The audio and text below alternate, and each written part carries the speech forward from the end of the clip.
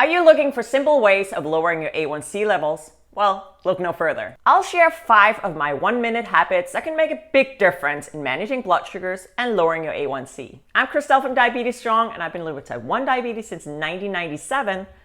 So that's 26 years of being in charge of managing my own blood sugars. My A1c hasn't always been stellar, but I've been making a lot of meaningful changes over the years, and my last A1c came back at 5.7%. That's my lowest yet, and even my endocrinologist was asking me, what am I doing? And to please continue that because it's clearly working for me. In this video, I want to focus on 5 really quick, super efficient habits. As I promised you, it's going to be 1-minute habits, and none of them will include altering your diabetes medication if you're using any. This is all about efficiency. First up, my most powerful 1-minute habit is to write down and assess everything that I'm about to eat or drink. You can write it down on a piece of paper or use an app. I use the free version of MyFitnessPal. So I think this is a way to take the phrase, pay attention to what you eat, to a tangible real life level. I'll usually look at what I'm eating, I might weigh it out using a kitchen scale, and then I assess or look up how many carbs are in that meal. This is critical information that you have to know if you're going to figure out if the meals that you're eating are standing in your way of lowering your A1c. By writing things down and measuring your blood sugars after your meals, you can start to get an idea of whether or not your meals are working for you. Remember, you want to measure your blood sugars before your meal as well as 1.5 hours to 2 hours after your meal. If your blood sugars aren't back to where you want them after that 1.5 hours to 2 hours, well, changing up the type of meals that you're eating, or maybe even eliminating those meals that are not working for you completely,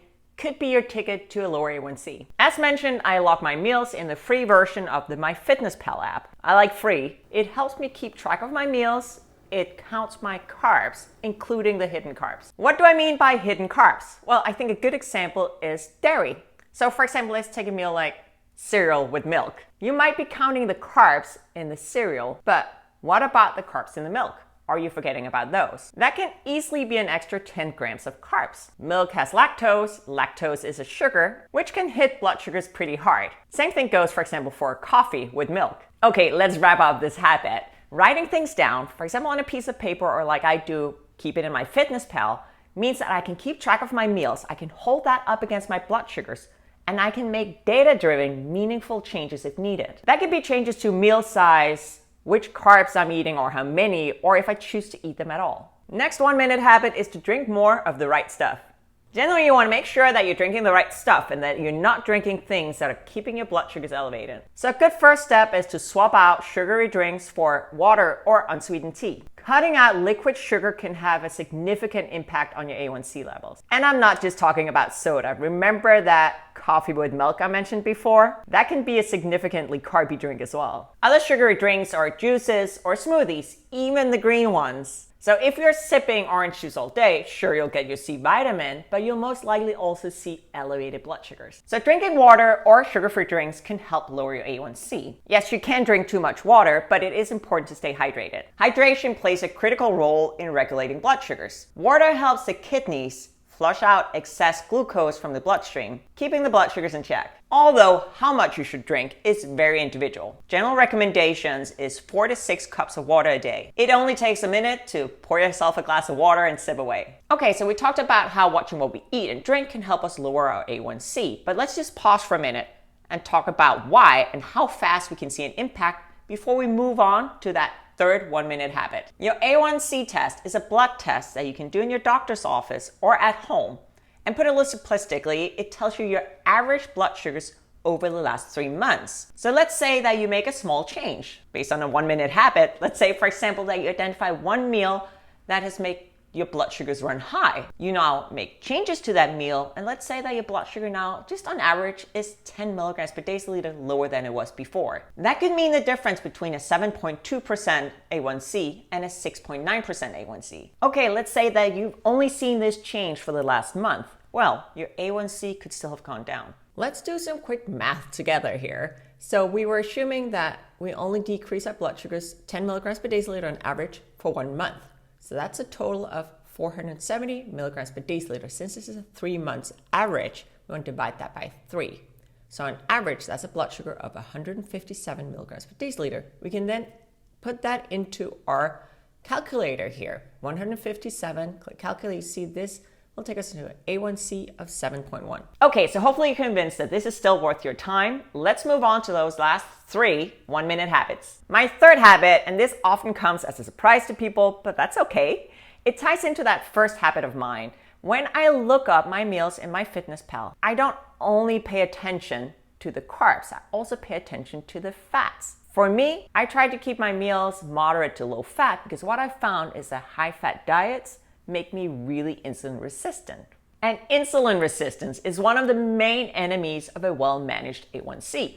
Insulin resistant means that your body isn't as effective as it could be at utilizing the insulin that your body either produces or that you inject, and that can lead to elevated blood sugars. Wait, you might say, what about the keto diet, the one that's really high in fat? Isn't that brilliant for blood sugar management?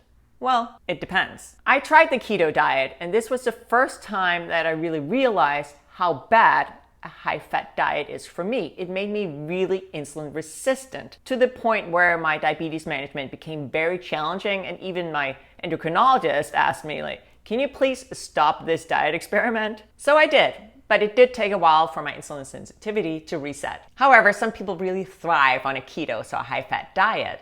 So in conclusion, spend that 1 minute and pay attention to how fats impact your blood sugars. And if you're like me and see a negative impact, it might be really beneficial for A1c to dial back your fats a little bit, even the healthy ones. This is one of my favorite 1-minute habits, and it's one that took me a surprisingly long time to get established. But that is setting myself up for getting enough quality sleep. But establishing a solid bedtime routine can have a huge impact on your A1c. Because lack of sleep can make you more insulin resistant. And we do not want that, because that means that your body isn't as efficient at clearing glucose from your bloodstream. I generally aim for 8 to 9 hours of good quality sleep, and to achieve this, I have this little checklist. I have a fairly firm bedtime, so I want to be in bed before midnight. I also have a set screen time, meaning that once my teeth are brushed, the alarm is set, then my phone is put away. If I have a hard time falling asleep, I'll often try to do some deep breathing exercises.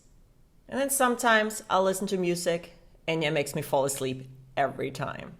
Another habit that's very closely linked to the establishing a good sleep schedule habit is to establish habits around managing stress. Stress can mess with your A1c, as stress can trigger the release of hormones that can raise blood sugars. There are different habits that you can establish to help combat stress, but I guess it depends on which kind of stress that you're facing. I have some different habits that I use. So I have a 1-minute stretching program. There are some deep breathing exercises that I do. And then if I have more than a minute, I like to work out.